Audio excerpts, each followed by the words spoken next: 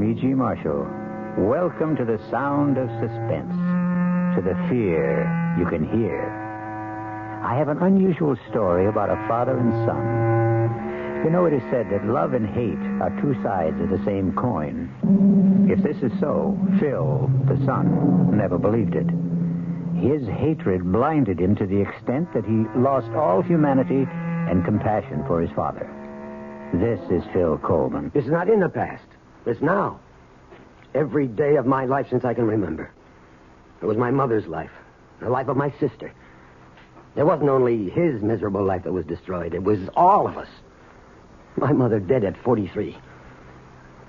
My sister, I don't even know where she is or what became of her. Now, look, Mr. Coleman, I can appreciate what you've been through, but if you won't take him, he'll die here in prison. Let him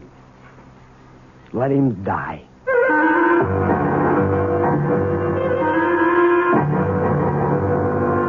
Our mystery drama, Accounts Receivable, was especially written for the Radio Mystery Theater by Sidney Sloan and stars William Prince. It is sponsored in part by Anheuser-Busch Incorporated, brewers of Budweiser, and by the Kellogg Company, makers of Kellogg's Special K cereal. I'll be back shortly with Act One.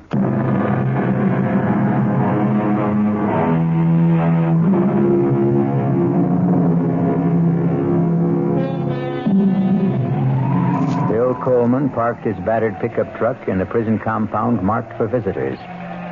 He walked 50 yards to the dirty gray guardhouse and presented his credentials to the stony-faced officer, who permitted Coleman to step out again into the rain and proceed toward the great, dirty granite complex, the maximum security prison for the state. Once inside, Coleman was ushered into the office of the chief prison doctor. Mr. Coleman, will you have a chair? I just want to get out the file on your father. I'm sorry I had to come out on such a nasty day. Let me see here. Coleman. Now, Richard. Oh, here we are. I don't really need to look at the file on Rich Coleman. I almost know it by heart. Caught in a police trap after being at large for 12 days after the payroll robbery at the Sphinx Tool and Die Company plant. Both his accomplices, Buddy Mayer and Mickey Montross, killed, running from the police, and their share of the robbery recovered. Only your father held out, denying that he had any part of the money. Please, Doctor. I know the story. Yeah, I suppose you do. Do you think he hid his share somewhere before the police got him? I don't know any more than you do. $106,000. Your father was quite a celebrity all over the papers, TV, radio. Nobody talked of anything else at the time. He was something of a folk hero. Gunman? Bank robber? A folk hero? Now, look, Mr. Coleman, the reason I asked you to come is that I couldn't write what I wanted to say. I discussed the matter with the warden, and he approved of my plan. He will cooperate, and with his help, it won't be too difficult to obtain a parole. Parole? He's coming out? He's had a serious heart attack. It's his third. Now, the parole can be arranged for humane reasons, etc. There's only one catch.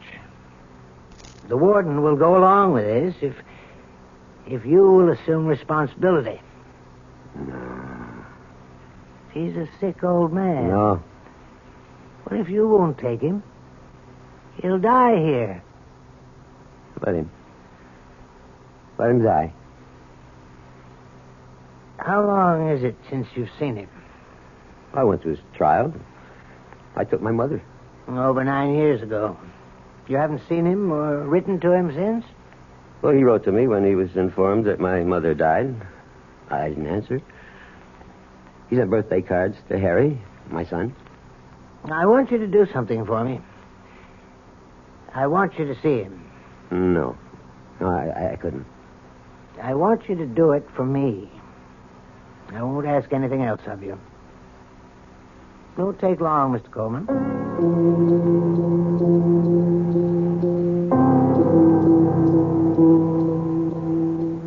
Rick? Think you can wake up a bit and talk? Oh, you, Doc. What do you want? I brought someone to see you, Rick. Hello? Rick? Who is it? It's your son, Rick. He's come to see you. Phil? You? Yeah? Yeah, Rick. How are you feeling? I feel fine. I've been a little under the weather. How's the kid?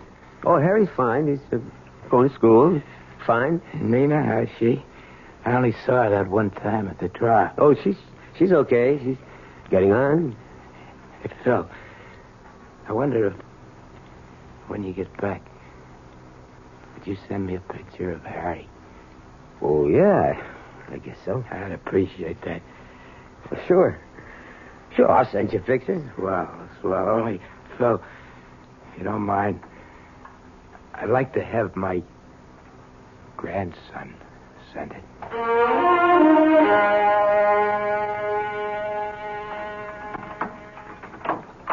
Phil, is that you? Yeah, Nina. Come on out in the kitchen. I'm fixing dinner.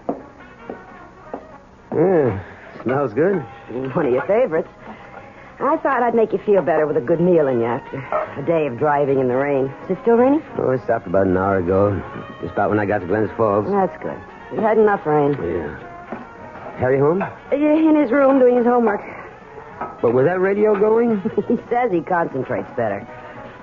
Ames call? Yeah, twice. About 30 minutes ago. He seemed angry. That's too damn bad.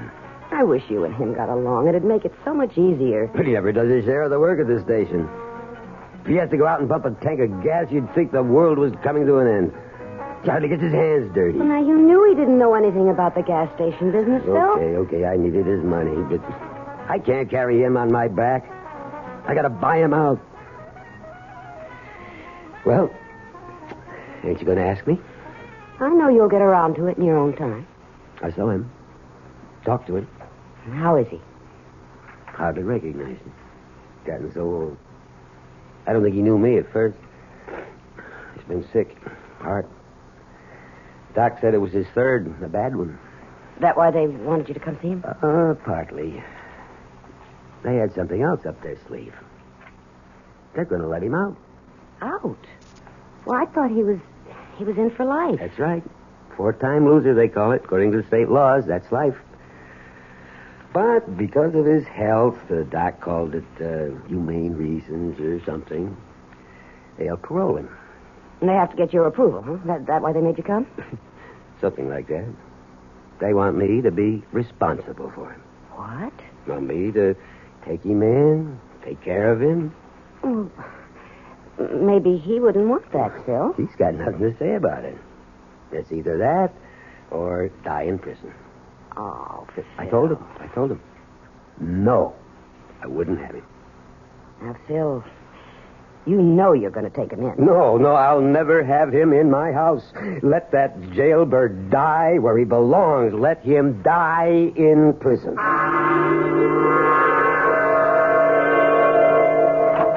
Had this hot tip in the 7th. Sketch! Just a minute, Lou. Can't you see I'm busy, Coleman? Oh, anyway, so what happens? I plunge. I put 20 on his nose. Sketch, cut it short, will you? I want to talk to you. Lou, I'm sorry. I'll have to continue this later. Boy, have you got a nerve. Your damn telephone call's so important you can't wait on a customer. That punk, I knew he was there. Give me $2 worth. I'm trying to discourage customers like that. Looks like you're trying to discourage all of them. We're losing people every day to Ray Damon at the People's Corner. Good. Why don't you buy me out and go join up with your buddy Ray? You make me very happy. I can't talk to you anymore without getting into a fight. I want out, Coleman. I want it quick. Buy my half of the business and run things your own crooked way. Crooked? What are you saying? I'm wise to you, Coleman. I've known about you for the last 3 years. What? I should have known it 4 years ago. I could have avoided all this. Avoided what, Ames? Okay, buddy, if you want it cold and clear like a weather report, your father's a jailbird. Go on. Why should I go on? You get what I mean. No, I don't. I'd like to have you spell it out. All nice and slow. You know the old saying, like father, like... You're the lowest scub I've ever known. To lay on me about what my father's done. I've never cheated you out of one lousy cent. I put up with you, split even with you for 4 years. You haven't done 5 cents worth of work. This does it. I want you to get up $15,000 by the end of the month and buy me out. I'm seeing Clark Wetley at the bank tomorrow morning. As for you, you don't have to come around here to use the phone in the men's room. You just stay home. I'll send you your cut. Now get out of my service station.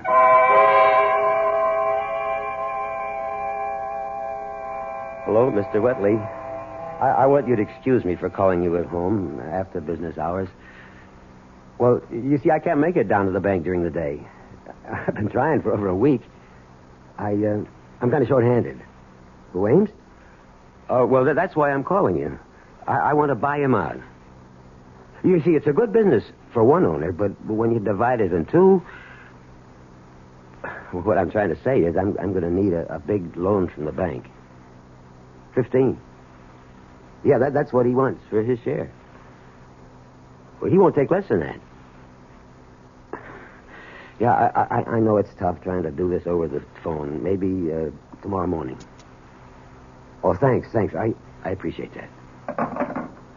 Well, how'd he sound? Oh, I don't know. Well, that's a lot I'm asking for. Phil, suppose you can't get the money. What can Ames do? He called me on the phone at the station today. He says he's talking to his lawyer. And if I can't make it, he says he can force a sale of the property and a division of the proceeds. You know what that would amount to after we paid off the $5,000 loan to the bank and legal fees? Maybe $5,000-6,000 each. $5,000. Out of work. How long would it last? Nina, I'm desperate. I never felt so boxed in my life. I got only 10 more days till the end of the month. Oh, darling, don't worry. We'll manage. I'll get that. Yes. Yes, this is the Coleman residence. Who's... Well, yes, he's home, but I don't know... Who is it, Nina? Pardon me a minute. Phil, it's that doctor. The doctor from the prison? What do I need this for? At this time. I know what he wants, and he knows how I feel. Tell him to... No, give me that phone. Look, Doctor, why can't you leave me alone? You know, I don't want him now or ever. That's final. Goodbye. I can remember wanting a father so much it had hurt. I'd cry at night in my bed, and quiet so my mother wouldn't hear. And I'd pray. Please, God, let me have him around for a week, huh? A whole day. An hour. That's when I really believed in a God. I swore that if I ever had a kid, I'd love him, take care of him. Clean and honest like his father. I've never taken a cent that didn't belong to me, Nina. I know that, dear, and I love you for it. You're a good man. That wasn't the first time the doctor has called, was it? No, he's called at least 5 times in the last few days. Call him. Tell him that the old man can come. Oh, Phil. I don't know how we're going to manage. And so Phil Coleman yields to the pressure around him to accept his father into his home. The barrier of hate he has built up, however, will not dissolve. We'll return shortly with Act 2.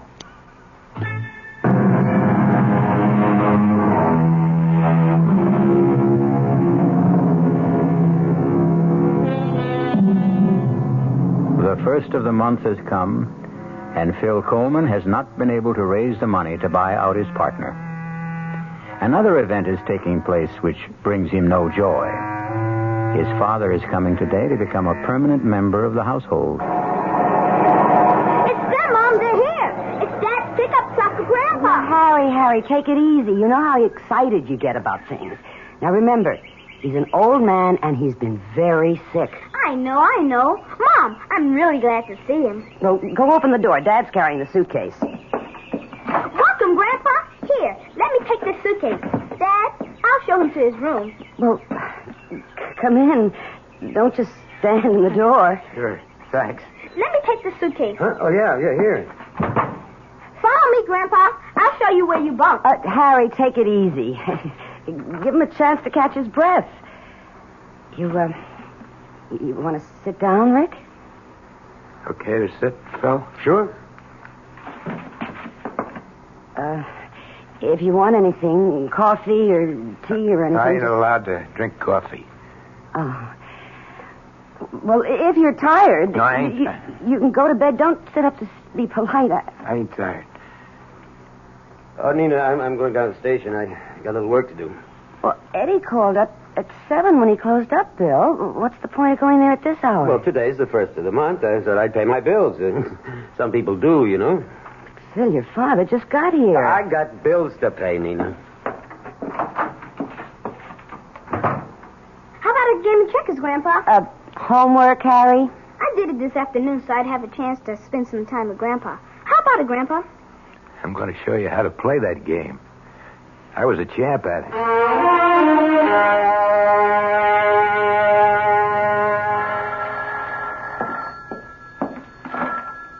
Coleman Service Station. Oh, Mr. Wetley. Yeah, I called the bank earlier, but they said you was busy. Yeah. Well, it's getting kind of urgent. You see, I told Ames I'd be able to settle matters with him around the first of the month. It's the 11th already. He calls me every day. Mr. Wetley, I'm desperate. I gotta get that loan. What? Well, when can you let me know? Well, couldn't you make it sooner? Okay, Mr. Wetley. I know you're doing your best for me. Pardon me, Mr. Wetley. Someone wants gas. Please call me as soon as you know. Thanks. Goodbye. Coming. Oh, I'm sorry to keep you... This the way you do business, Coleman? You're going to run this joint into the ground in 3 months. Oh, I'm sorry, but Eddie's out to lunch. Or something, Skitch. Mr. Ames to you, Coleman. Fill her up. Sure. Reason I dropped by, Coleman, my lawyer's drawing up papers to dissolve our partnership and... Well, I was just talking to the bank when you drove in. Good. When are you getting the cash? Soon. What does that mean? Either you're going to get it or you ain't. Don't try stalling me with soon. You said you'd have it before the end of last month. You know what the date is today? I'm doing my best, It ain't good enough. Give me a little time. Now, you'll get your 15 grand. I'll give you another week. Thanks, Ames. You know why I think you're going to be able to come up with the money? Your old man is living with you now. What the hell are you driving at? Everybody knows he's got over 100,000 stashed away from that job he did about 10 years ago. You fat pig! I'll pull you out of that car. Oh, my God, you're choking me. Okay. Now get out of here.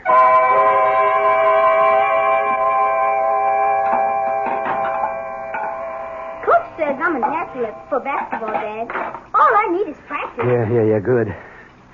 Nina, you know I got to get back and relieve Eddie for dinner if the meal ain't ready. It's all ready, Phil. It's all ready. Rick, food's on the table. Thought I'd join you for grub. I don't want to cause no trouble. Sit down, Grandpa.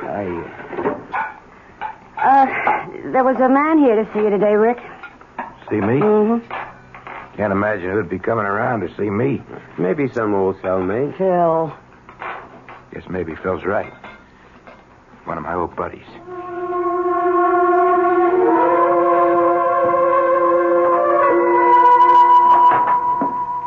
Yes, sir. What can I do for you? Mr. Coleman. Yep.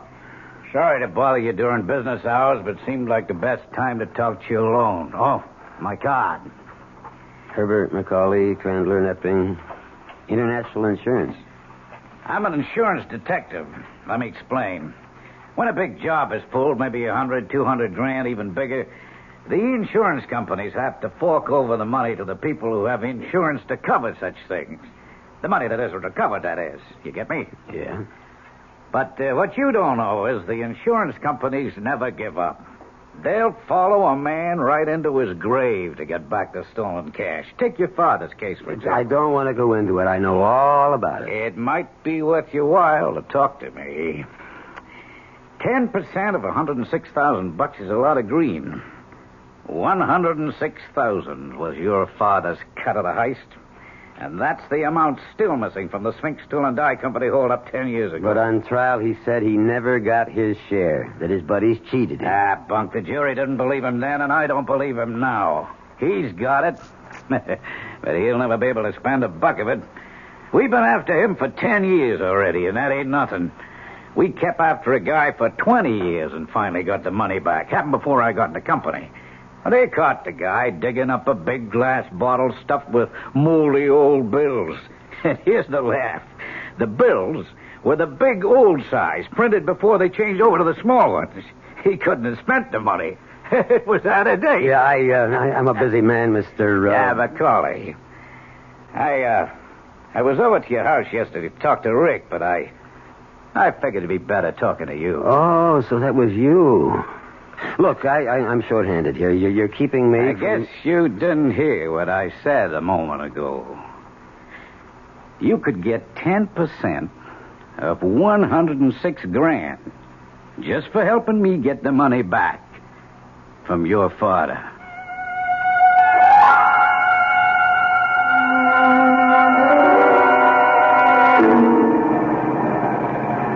Okay, now, what's the big mystery? Where's Harry?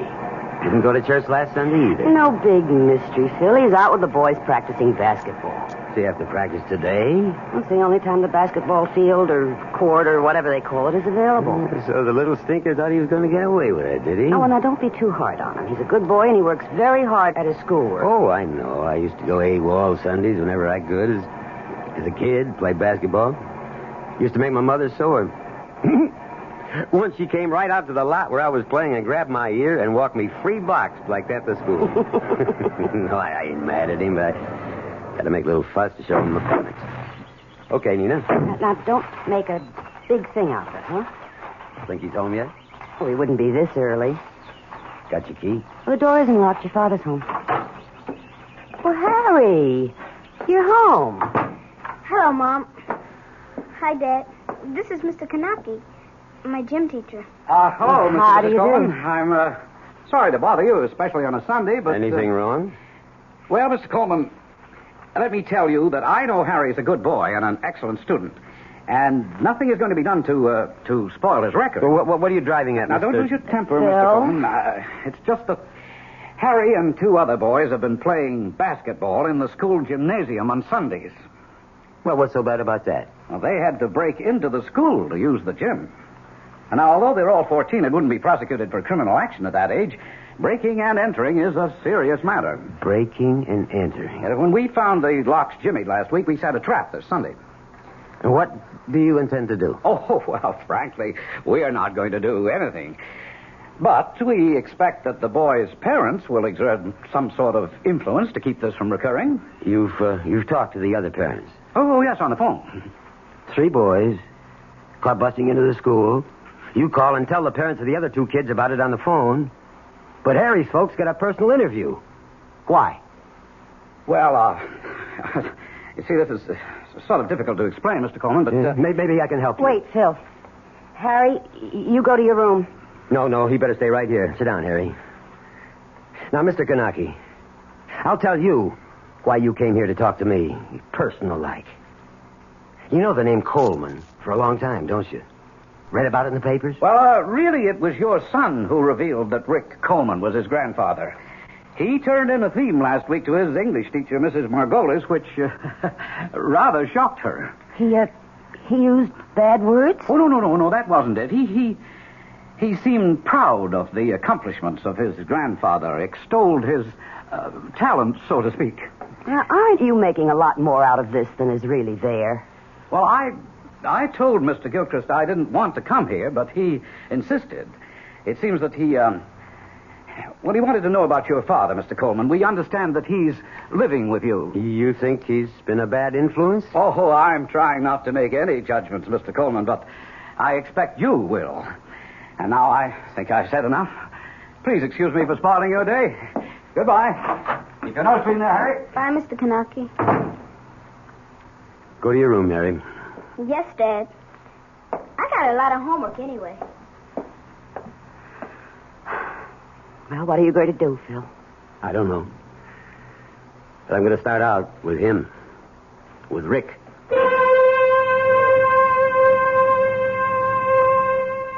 In Phil's mind, his father's influence was spreading like some evil disease. Now even young Harry was infected. But what he neglected to notice was the change in his own character. We'll be back shortly with Act 3.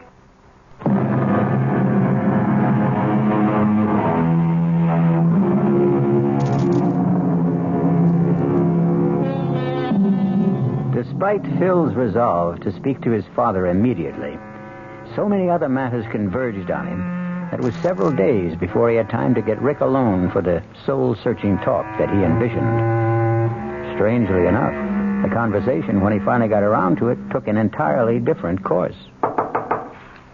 Come. Rick, you busy? Doing what? I've been expecting you for the last couple of days. Harry said you wanted to talk to me. Yeah, but I've been busy. I've got lots of troubles. I'm only one, huh? Well, you want I should pack up and... What are you talking about? Only place I gotta go is back to Stir. Now that the kid gets rapped with a charge of breaking and entering. I figure this is it. Time for me to pack Well, up. why did you give him all this stuff on you? The story he wrote for his teacher about your life. He told me he was going to write it. He asked me for help. I told him don't do it. It'll get you in trouble. So he goes down to the library. And they let him see the old newspapers and microfilms. Oh, so that's how he got it. Ask him. No, I believe you. First time in your life, huh, Phil? What? That you believe me. Yeah, maybe. Rick, you know Macaulay, insurance detective? Him. That old troublemaker. First couple of years I was in Stir, he was practically my only visitor. Yeah, well, he came to see me with something on his mind. Don't tell me, I know. That old story, huh? That dough was supposed to be my cut. They want it. They're willing to pay me to help them get it. He offered you 10%, right? That's right. What'd you tell him? Listen, I got to explain something to you. You told him you'd go along. You'd get the money, didn't you? Look, Rick. You'll never be able to spend it. I'm desperate for cash. I need $15,000 to pay off my partner, to get him out of the business. I know. Harry gave me all the details. And if he forces a sale to dissolve the partnership, I'm done for. We both won't get what the place is worth. And I'll be out of work. What can I do?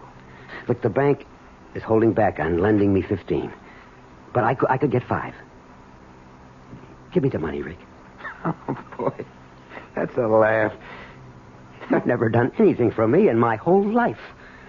Now's your chance to pay me back for the kind of childhood and life I've had because of you. Look, hold on. I'd like to help you if I could, but I can't. Why not? Because you want to hog the whole $106,000 for yourself? You think that? Yeah, Macaulay does too. I haven't got the money. You know where it is? No. I said at the trial I didn't get my cut. They cheated me. Yeah, they said you were lying then. I told the truth. You're lying now. Okay. Suppose I'm lying. I'm not giving up that money because there ain't no money.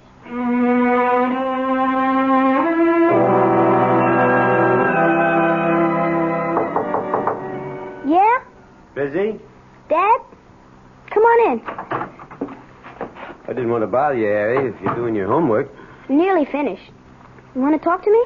Yeah. Yeah, Mom's in the kitchen doing the dishes. I thought this would be the best time to talk to you alone. If it's about that trouble. You know the Sunday basketball business? Don't worry. I had a long talk with Mr. Gilchrist, and he's going to forget the whole matter. Also, in spite of the fact that Mrs. Margolis didn't like the subject matter of the theme, she gave me an A- for effort and research. Yeah? Yeah, that's good. I won't make stupid mistakes like that again, Dad. You can bet on it. Yeah. Look, what about Rick? What do you mean? Well, where does he go when he goes out? He hardly ever goes out. sits around in his room most of the time. I asked him about it. You know something? He's been locked up for so long in a jail cell that he isn't used to having any freedom. He told me he doesn't feel safe outside. How do you like that? But when he does go out, where does he go? Once a month. He has to report to his parole officer. The office is over on Dean Street. I walked over there with him once. He wanted my company. Well, any other time? I mean, does he go out maybe when you're in school or nobody's home? He'll slip out, kind of secret-like? Why would he do that, Dad? Well, I'm just asking. You know, I'm responsible for him. I know, but you don't have to worry about Grandpa. He told me he doesn't want any more trouble in his life. He's a sick old man. Yeah. You're right. One thing, it's bothered him when he sort of let it slip out one time when we were talking. It bothered me, too. What was that? About the money? What money? Oh, you mean the money they think it's hidden? He doesn't have the money. He never had it. Yeah, that's what he told me. You don't believe him? Well, let's forget I ever brought it up, huh? If Rick convinced you, that's all that counts. That's what I was trying to tell you. That bothers him. You and Mom, you both call him Rick. Yeah? He's your father. Couldn't you... What do you want me to call him? Daddy? No, not that way. But just once, be nice to him. Make him feel like he belongs. Rick never done anything in his life for me.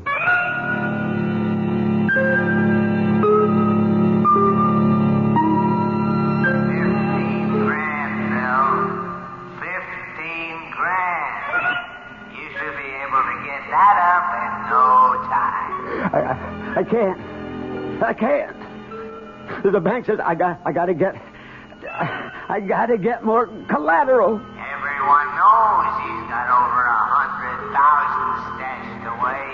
I wouldn't touch that. I wouldn't touch... 10% of 106,000. I'll keep my mouth shut. 10%. That's fair. I wouldn't touch that dirty money. Take the money. All of it, Bill. It belongs to you. I stole it for you. 106,000. Rick earned the money. Phil, wake 10 up. years. Nearly 10 years. Phil, darling, you're having a bad dream. It's my money. Phil. It belongs to me. Darling, please, wake up. No, it's my money, all of it. Phil, open your eyes. You were having a bad dream. I could hardly wake you. Oh. Are you all right? Oh, yeah, I'm all right. Do you want a glass of water or something? No, I'm okay now. You were dreaming about that money, weren't you? You kept saying something about 106,000. And then you said, it's mine. It belongs to me. Oh, that's just a dream. You know, forget it. I'm getting up. Phil, it's 1 o'clock in the morning. You've only been asleep 2 hours. I'm getting up. Mind if I switch on the light? No. I'm going out, Nina. Out? At this hour? When will you be back? Later. I don't know. I don't want you to say anything to Harry about this. Or to anyone. Understand? No. But I won't say anything if you don't want me to. Well, I'd like to explain, but there's no time.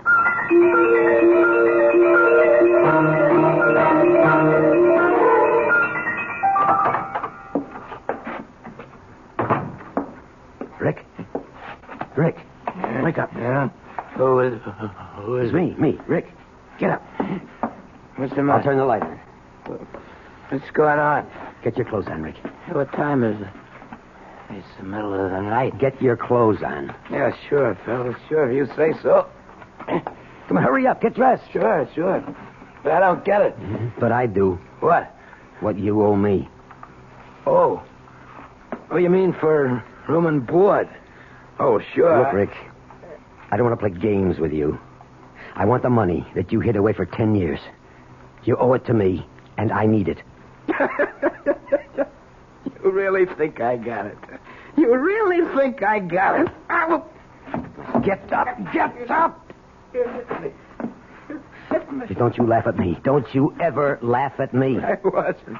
It just struck me that you believe I got that loot stashed away someplace, just like everybody else. That's right.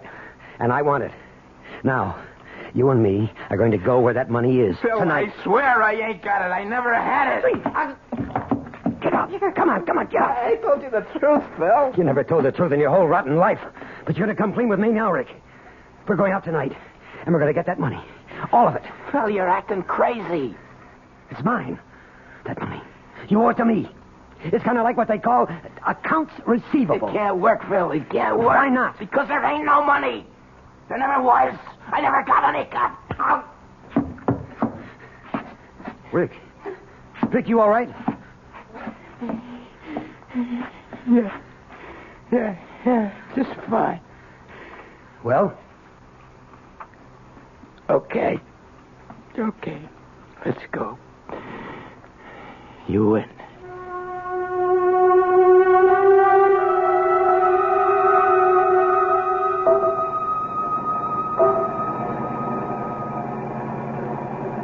How much farther? We've been out nearly an hour. Keep going. It's near Plainfield. I'll tell you when.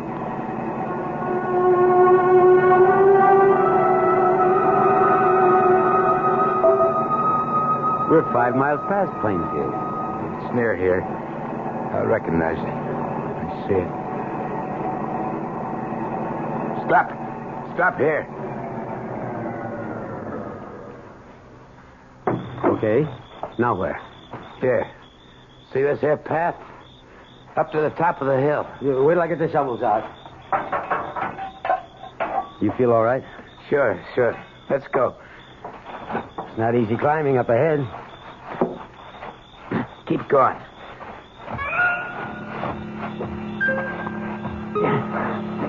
Keep going.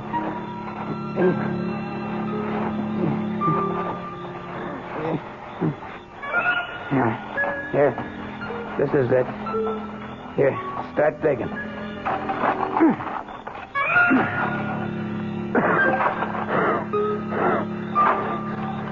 You sure this is the right place?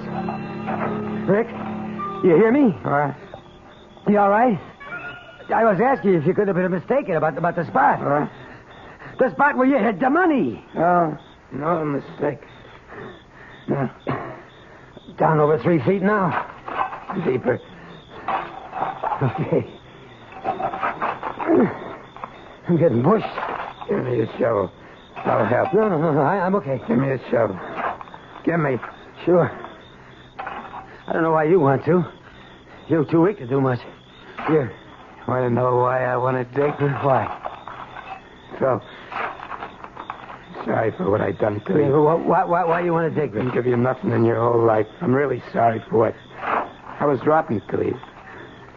You know why I want to dig? No, why? Because I'm digging my own grave. Hey, Rick!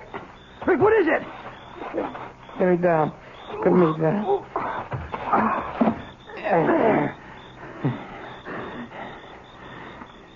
There ain't no money, Phil. Not a damn cent. No dough. I was telling the truth once in my life, and nobody believed me. Okay. I believe you. No, let's take it easy. You're going to be okay. No, never. Why'd you want to go through with this whole digging business if you knew it wasn't there? I wanted to show you what wanting money can do even to an honest Joe like you. Now maybe you can understand the kind of mug your father was. Oh, Rick, listen. Everything's going to be all right between us from now on. Sure. Only one thing. Yeah? Call me something besides Rick. Yeah. I've been wanting to. I've been wanting to. That easy for me to say it. Pa? Get well. Don't die, Pa. Thanks, Phil. Thanks, son. Pa! Phil Coleman searched for a father all his life and lost him at the moment of finding him. I'll be back shortly.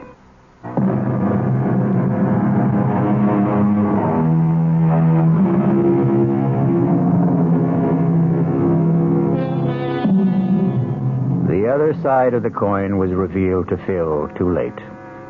But in his heart was a new understanding of his father, of his son, and the meaning of love.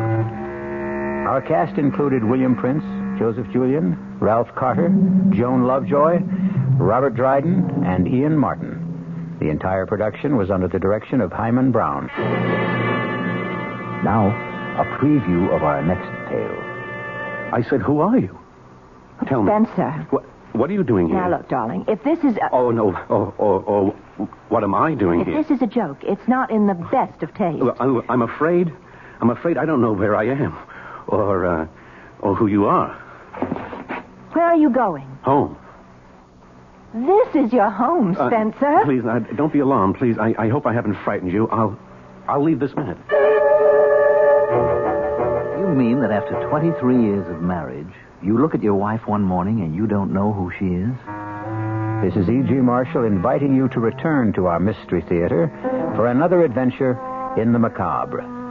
Until next time, pleasant dreams.